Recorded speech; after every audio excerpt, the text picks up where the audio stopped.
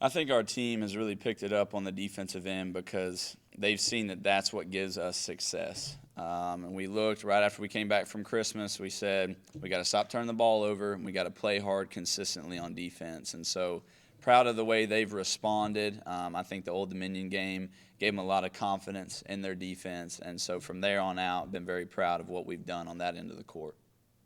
Obviously, I'm guessing that has helped in transition. I know you always talk about getting out and running, and you did a lot of that Sunday. Defense always leads our transition offense. The more that we can get stops, the more that we can get advantage breaks. It's hard to score in transition consistently when the ball's going through the hoop on your end. And so, again, our players, they like that mentality. You contest, you box, you get a rebound, you go, you do it all over again. And we work on that a lot in practice. You know, we do 3 trips, 6 trips where we're going up and down. And so, again, proud of them for buying into that system. I heard last week, guys, you had the girls run stadium steps and all that, and just kind of get into them a little bit. Was that like kind of motivation for Sunday's win? You know, with this team, we're always trying to find different motivational tactics, and I don't know that necessarily was a motivational tactic, but I think they now know I don't care if it's the day before a game, the day after a game, day of a game. If we don't do what we're supposed to do, then you may be running stadiums, you may be kicked out, you may be running double suicides. And again, I'm proud of how they responded. This team does respond. You get on them, they respond, and it's nice to have a team like that. Do you think that has to do anything defensively, like leading into that in terms of, I guess, building up their mental toughness, maybe being grittier on a defensive end? Or? We have our 5 standards, and toughness has been the one that we've preached the most in the last couple of weeks, and more so mental toughness than physical toughness. And obviously running stadiums, running suicides, there's a physical factor, but it's more mental to be able to do that, have to come back and get a stop. Today we'll go 4 stops in a row where one team's doing wall sits and push-up holds while the other team has to get 4 stops in a row. So we're doing things like that more for the mental toughness than anything. What's kind of the Brandy Wingate? I mean, she's with back-to-back games scoring at least 20 points, double-double on Sunday. What's got into her? Well, you know, I think Brandy knows what she wants, and she wants to be Conference USA Player of the Year. She's had motivation from different people. Most recently, Malcolm Butler talked to her, said, got to average a double-double. So she went out and grabbed those 10 rebounds. And I don't know, maybe Malcolm needs to tell her 15 rebounds now.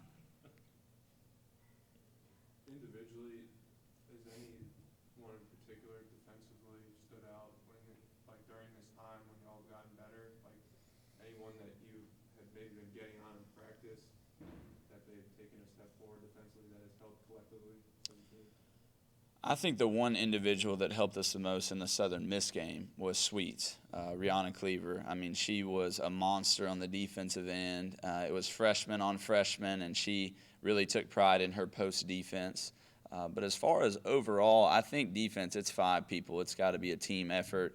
You know, Rochelle Vasquez plays hard. Tia Davenport plays hard. Jasmine LeBlanc plays hard. But it really is all 5 people. And what we preach is don't be the one person that messes up the possession. You know, we can't have 4 people playing hard and then one person messes it up.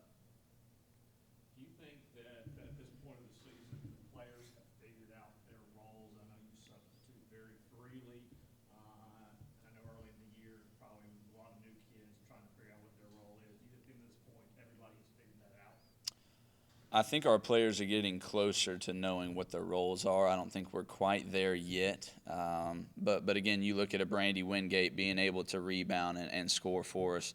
Rihanna Cleaver, kind of the dirty work in the paint. You know, Brooklyn Pomeroy in conference games is #1 in conference in assist-to-turnover ratio.